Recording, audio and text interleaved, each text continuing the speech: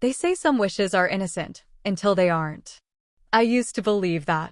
What harm can a wish do, right? Just a quiet thought. A harmless hope. But some wishes don't float away. Some stick. They settle in your chest like a weight, and they wait. My nephew made a wish on his birthday. And that wish, simple as it sounded, changed everything.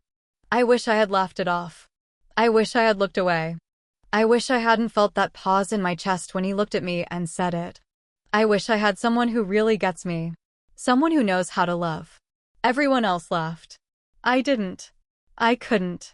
Because deep down, I knew that wish wasn't about any girl from school. He looked right at me. And in that second, everything I thought I knew about love, family, and boundaries started to crack. I tried to tell myself it was nothing. Just a moment. Just my imagination. But something inside me stirred. It had been so long since anyone saw me. Not just looked, saw. He did. And I don't know what's worse. That he saw me, or that I let him. If only I had said no. But I didn't. And this is the story of what happened because of that. Subscribe now to Heartfelt Tales Unfold to dive into true stories that unravel the complexities of the human heart. Trust me, you won't want to miss what comes next. I never thought Leo's birthday wish would be the moment that shattered everything. But maybe it had started long before that. I'm 38. No kids. No job. No spark left in my marriage. I used to be full of life. I really did. I had dreams, ambition, laughter that used to fill a room. But life has a way of wearing you down. Little by little, until one day, you look in the mirror and barely recognize who's looking back. Marcus, my husband, he's not a bad man. He works hard. Pays the bills. He's polite. But he's not present. He's there, but never with me. Not really. We sleep in the same bed, but it feels like we live in different worlds. He used to touch me like I mattered. Now, it's like he doesn't even see me. There's no fighting. No passion. Just silence. We drifted. Quietly, slowly, like a boat losing its anchor. And when I lost my job last fall, I thought maybe it would bring us closer. But it only made things worse. He buried himself deeper into work. Long hours. Late meetings. The occasional excuse that didn't quite add up. I didn't have the energy to ask questions. I was too busy pretending not to care. Then came summer.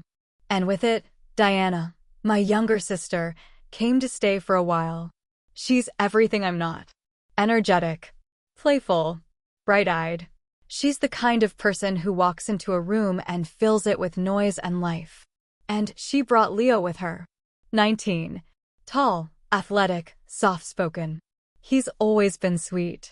Always respectful. Ever since he was little, he'd follow me around, asking questions, wanting to help. He called me his cool aunt. I used to see him as a child. But this time, he wasn't a child anymore. He walked into our house and brought with him a kind of energy I didn't realize I'd been missing. Not just youth, but presence. Curiosity. Warmth. He'd smile when he saw me. Ask me how I was. Wait for the answer. It's strange, the things that stay with you. A hand brushing yours when passing a dish. A compliment that lingers a little longer than it should. The way his eyes didn't just look at me, but into me. I noticed. And then I hated myself for noticing. But the truth? I hadn't felt that alive in years. And every time Marcus ignored me, every time he turned his back in bed, every time he nodded absently when I spoke, Leo was there. And I hated how much I began to need that. We all sat around the table that night, Leo's birthday. The grill was going. The sun was setting. Diana was laughing about something. And then Leo made that wish.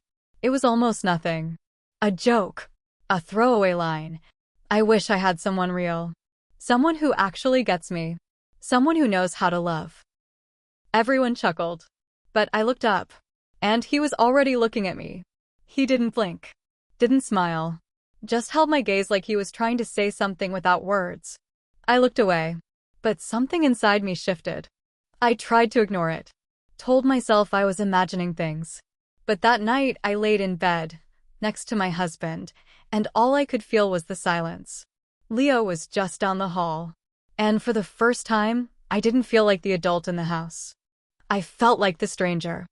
I told myself it was nothing, but something had been set in motion. A line had been drawn, so faint I could pretend it wasn't there. But it was, and I would cross it. I never thought Leo's birthday wish would be the moment that shattered everything. But it was. It was just a joke, right? That's what I told myself. But the truth is, it didn't feel like a joke.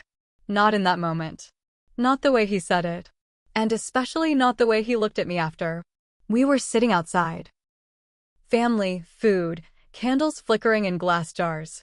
It was warm, that slow summer heat that makes everything feel lazy and close. The air smelled like grilled corn and lemon zest. Diana was refilling drinks. Marcus was scrolling on his phone like he always does. And then, out of nowhere, Leo just said it. I wish I had someone who really understood me, someone mature, who could teach me about life and love. There was laughter, of course. Diana threw a napkin at him. Marcus didn't even glance up. I forced a smile, tried to play along.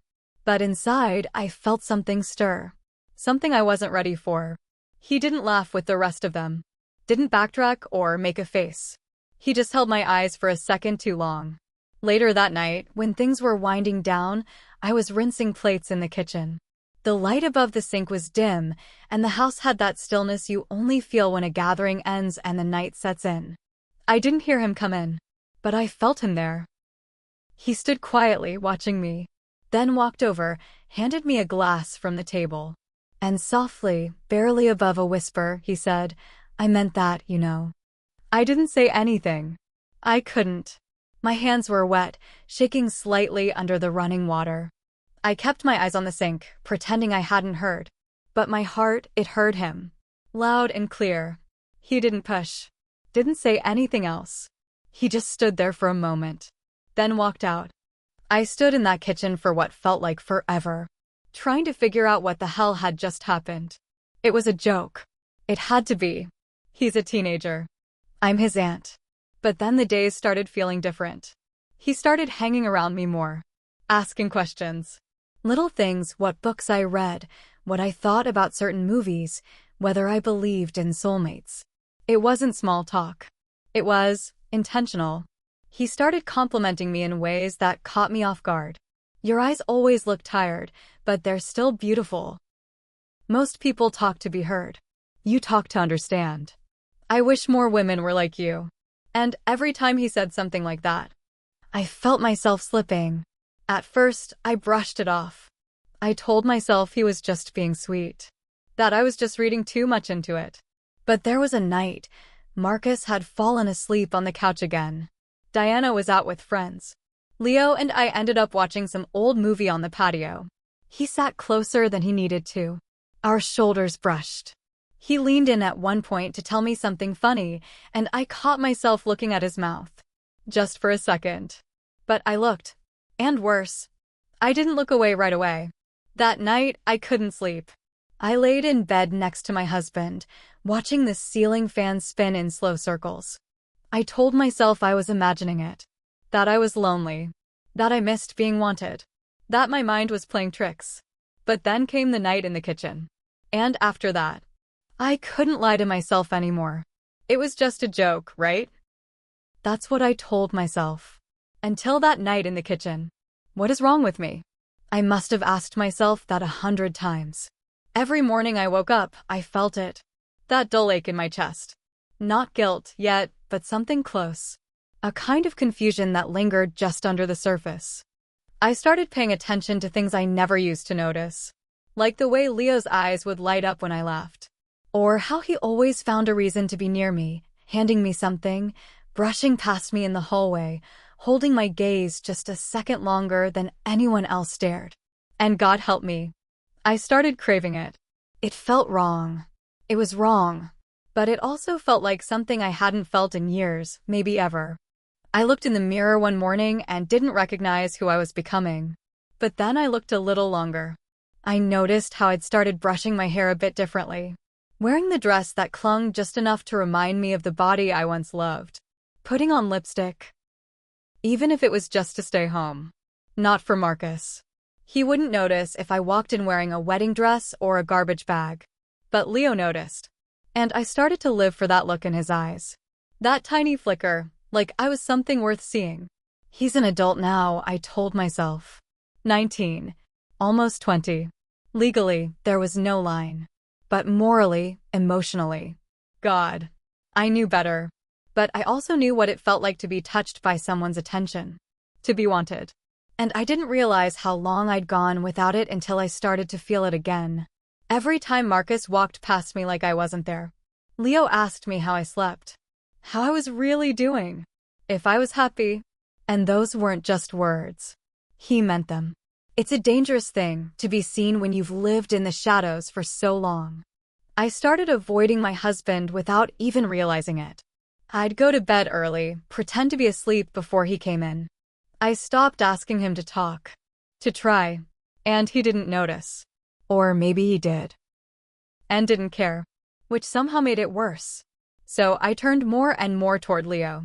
Because every glance, every laugh, every small gesture between us started to feel like oxygen. Like I could breathe again. I hated myself for it. But I kept coming back for more. Every time I looked in the mirror, I saw fading lines. But in Leo's eyes, I saw someone radiant. Beautiful. Desirable. Alive. And then one night, after everyone had gone to bed, he knocked on my bedroom door. That knock on my bedroom door. It was soft. Hesitant. But it felt louder than anything I'd heard in weeks. I didn't answer. I couldn't.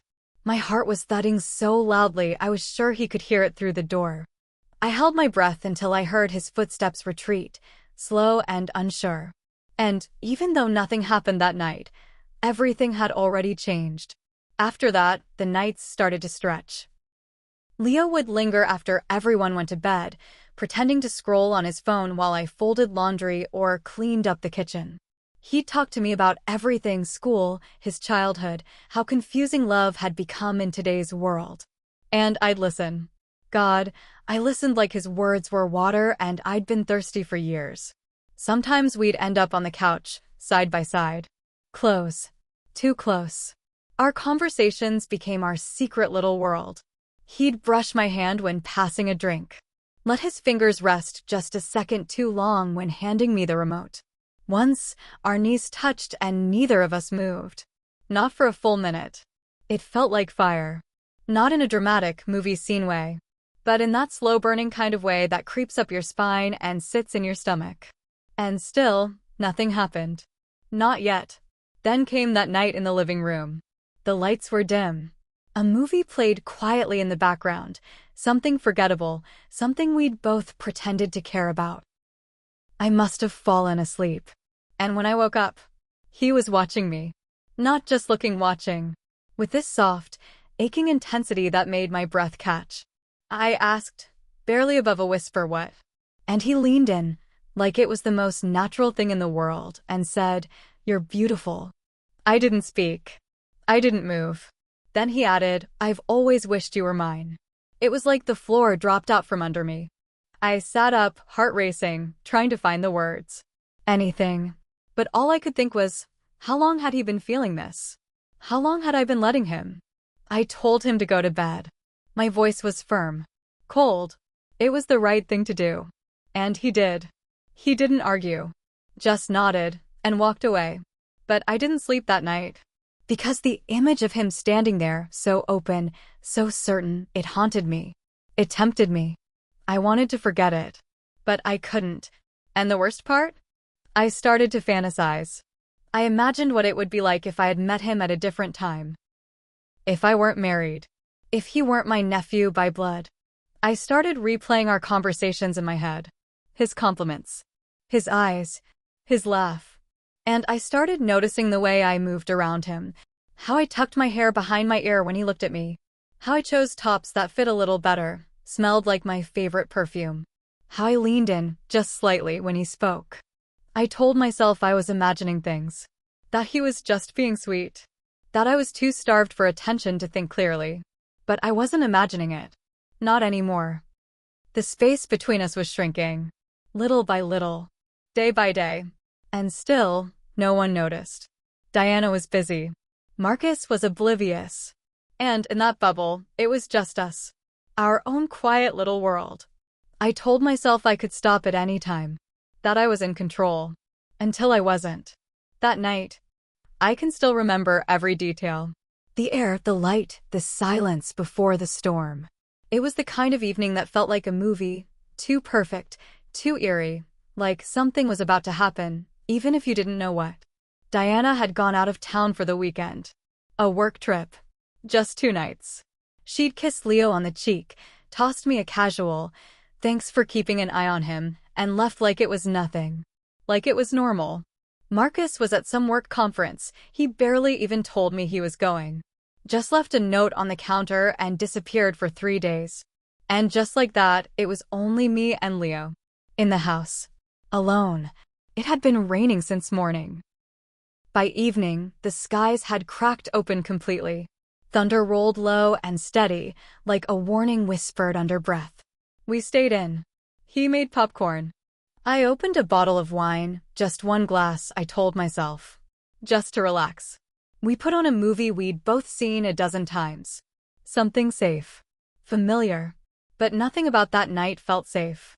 The movie was halfway through when the power went out. Just like that, total blackness. A beat of silence, then I heard him say, "I'll grab some candles." And he did. He lit 3, small ones from the kitchen drawer. The flickering glow softened everything. The room felt smaller, warmer, more intimate. He sat closer. Our knees touched again. I didn't move. The sound of rain hitting the windows filled the silence. And then he spoke. He started talking about loneliness. About how hard it is to feel invisible, even when you're surrounded by people. How fake everything felt, school, dating, conversations with girls his age. He said no one really listens anymore. And I understood. God, I understood. I told him I felt the same. That some days I felt like a ghost walking through my own life. He looked at me and said, "You deserve more than that. You always have." It was quiet. The kind of quiet that hangs in the air and dares you to break it. He leaned in. And I didn't stop him. I should have. I know that.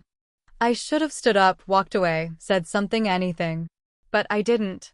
I let him kiss me. And when he touched my face, when his hand moved to the back of my neck and pulled me just a little closer, I felt it. That ache I'd buried for so long cracked open like floodgates. It wasn't supposed to happen. I wasn't supposed to feel alive again. But I did. And in those moments, God forgive me, I didn't feel like a wife. Or an aunt. Or someone who should know better. I felt wanted. Seen. Loved. And when he touched me, I forgot everything. My marriage. My sister. Every reason I had to stop this before it started. All I knew was that I hadn't felt that kind of closeness in years. And I didn't want it to end. That night changed everything. And I wish I could say it ended there. But it didn't. Subscribe to Heartfelt Tales Unfold so you won't miss the twists that come next. The morning after, it was different. He smiled at me like nothing had changed. Like the world hadn't shifted beneath our feet. But I couldn't smile back. Not fully. Not the way he wanted me to. Something about the daylight made everything feel heavier. Real. Wrong. And yet, when he reached out to squeeze my hand as he passed me the coffee, I didn't pull away. That was the beginning of the fallout. It didn't happen all at once. It crept in quiet and slow, like a fog you don't notice until you're choking on it. Leo started texting me constantly. Little things at first, "Good morning," smiley face, "Last night was amazing. I can't stop thinking about you." I'd stare at my phone, heart pounding. Sometimes I'd answer. Other times, I'd delete the messages before I even opened them. But no matter what I did, the guilt was there, gnawing at me, living under my skin. And then Diana came home. The first thing she said when she walked through the door was, "Something feels off in here." I laughed too quickly. Told her it was just the weather. But she looked at me, really looked. The way sisters do when they know something isn't quite right. Leo played it cool. Maybe too cool. He kept the same tone, the same smile, but there was something in his eyes, like he was waiting for something from me. Some sign. Some next step. But I didn't know what to give him. Marcus came back that same night. He gave me a tired kiss on the forehead, sat down at the dinner table, and barely spoke. But then, halfway through his meal, he looked up at me and said, "You've been distant lately. You okay?" I froze. Because it wasn't the words, it was the way he said them. He wasn't jealous. He wasn't angry. He sounded small, insecure, like a man who knew something had shifted but couldn't put his finger on what. I told him I was tired. Blamed the weather. Same lie. And that's when I really started to pull away. I stopped going to family dinners. Stopped sitting in the living room when everyone was gathered. Started hiding in the kitchen more. Washing dishes that didn't need washing. Avoiding conversations. Avoiding eye contact. Avoiding myself.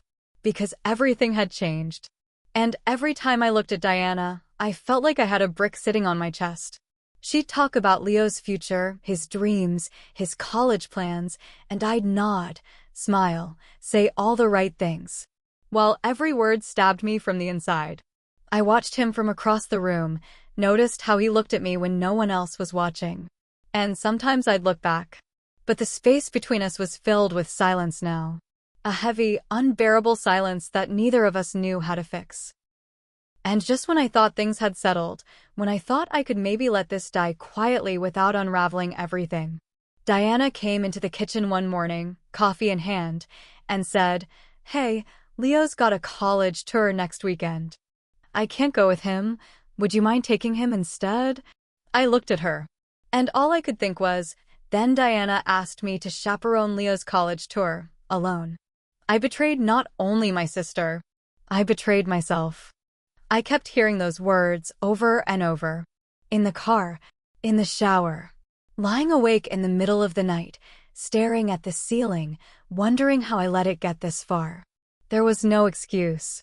No neat explanation that could undo what I'd done. What we'd done. And yet, every time I tried to bury it, push it down, pretend it didn't happen, his face would rise in my mind like a ghost. Those eyes. That night. The way he looked at me like I was something rare. But reality has a cruel way of breaking through fantasy. Especially when you're standing in a college campus parking lot, watching the boy who whispered I was beautiful smile at a girl his age with the same softness. It shouldn't have surprised me. He's young, handsome, full of life. And why wouldn't a girl his age be drawn to that? Why wouldn't he be drawn to her? She was bright-eyed, energetic, had that careless confidence only young women have, like the world hasn't bruised them yet.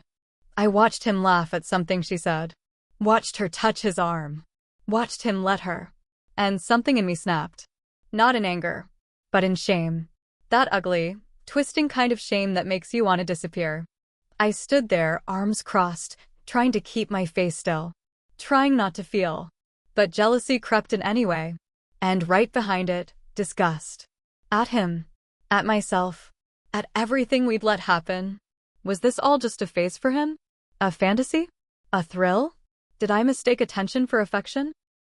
Did I just want to feel wanted one last time before the world stopped looking my way? I kept asking myself, what did I really want from him? Was it love?